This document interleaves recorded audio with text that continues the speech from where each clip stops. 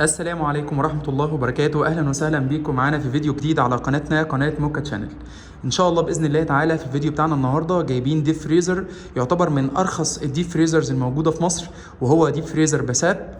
وإن شاء الله من خلال الفيديو هنعرض مع بعض المواصفات بتاعة الديب فريزر دوت، وفي نهاية الفيديو إن شاء الله هقول لحضراتكم على السعر بتاعه. بس كالعادة في بداية كل فيديو بطلب منكم دايما إن أنتوا تدعمونا على قناتنا من خلال إن أنتوا تعملوا لايك للفيديو وتعملوا سبسكرايب عندنا في القناة وتفعلوا زر الجرس عشان يوصل لكم كل جديد.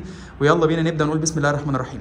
طبعا لما جينا عملنا سيرش في اخر فتره عارفين ان الاسعار زادت جدا بتاعه الديب فريزرز دلوقتي، وخصوصا كمان الديب فريزرز الافقيه. فحبينا نشوف كده ايه ارخص حاجه موجوده في السوق، وكمان تكون ماركه الى حد ما كويسه وليهم خدمه عملاء وليهم صيانه كويسه. فشفنا الديب فريزر ده حبينا ان احنا نجيبه ونعمل له انبوكسنج، وان شاء الله باذن الله مع الاستخدام هيكون في فيديو تاني باذن الله عشان نشوف ايه المميزات والعيوب بتاعته. بس من رؤيه الفيديوهات بتاعته لقينا ان الناس كتير بتشكر فيه، وزي ما قلت لحضراتكم في نهايه الفيديو هقول لكم على السعر قد ايه ان الفريزر ده سعره كويس جدا. زي ما قلت لحضراتكم ده ديب فريزر بساب، اللون بتاعه ستانلس ستيل وكمان فضي. دي المميزات بتاعته.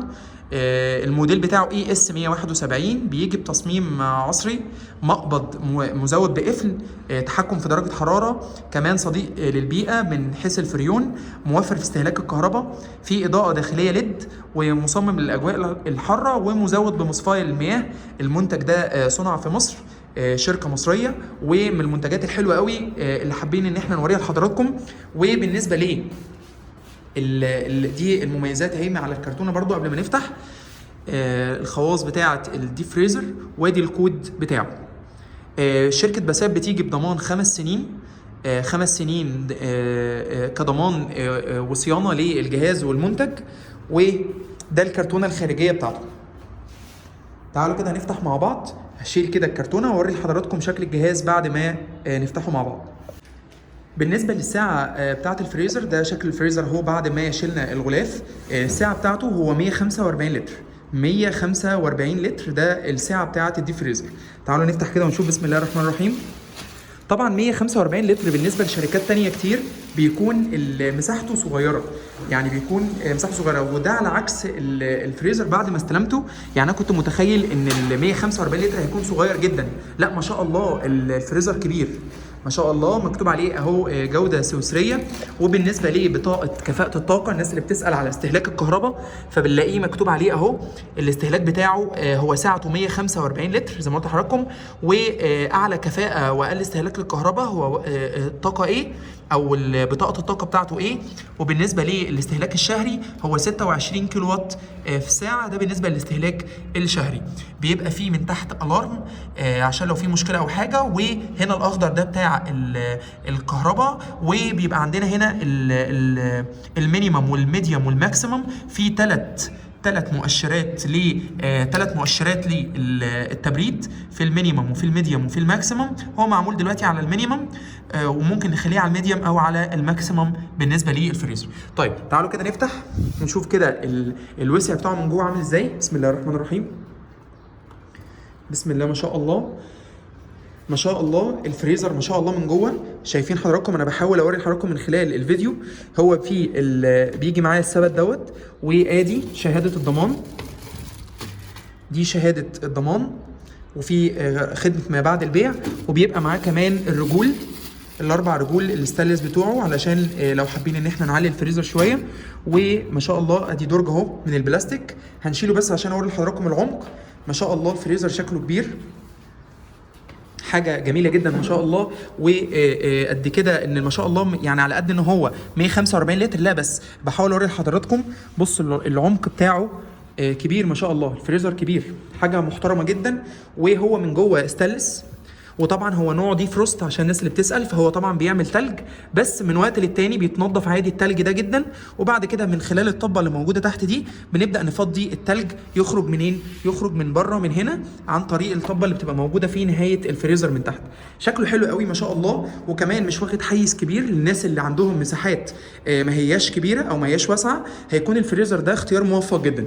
في ادي اللمبه ليد بتشتغل ما شاء الله كويس جدا. بس هوري لحضراتكم ان شاء الله برضو لما نستخدمه كده، هبقى اعمل فيديو تاني اقول لحضراتكم بعد الاستخدام بتاعه بقى عامل معانا ايه كويس ولا وحش، وايه مميزاته وعيوبه ان شاء الله في فيديو تاني باذن الله.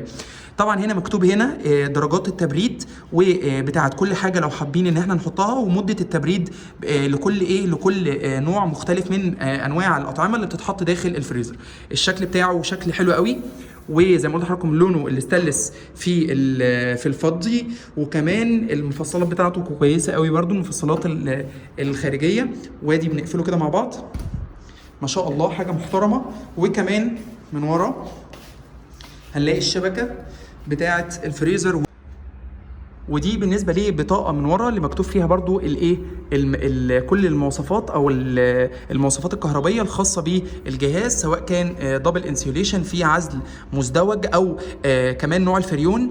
برضو من الحاجات المميزه فيه ان نوع الفريون فيه R600، وR600 ده اللي هو الفريون الصديق للبيئه واللي كله بيشكر فيه دلوقتي، عشان في فريون تاني نوع R134.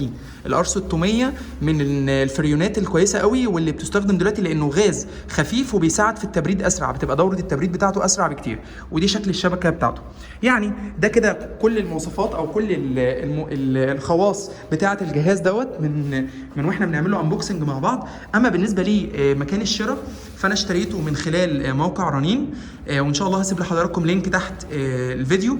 رنين كانت عامله عروض كويسه قوي على الديب فريزر ده، وهو كان سعره تقريبا وقت تسجيل الفيديو ده كان تقريبا عامل 8700 جنيه، وده يعتبر ارخص ديب فريزر موجود في مصر دلوقتي. تقريبا عامل من 8700 ل 9000 على حسب العروض اللي بيبقوا عاملينها، بس هو تقريبا كان سعره 8700 او 8750. هسيب لحضراتكم لينك تحت الفيديو فيه احدث سعر للجهاز دوت من خلال موقع رنين. وبس كده نكون وصلنا لنهايه الفيديو بتاعنا النهارده. اتمنى من ربنا سبحانه وتعالى ان احنا دايما بنحاول نقدم لكم محتوى يكون كويس، ونحاول نعرض لكم كل الحاجات اللي بنجيبها علشان لو حد حابب يشتريها ويكون حابب انه يكون شاف ليها ريفيو قبل كده.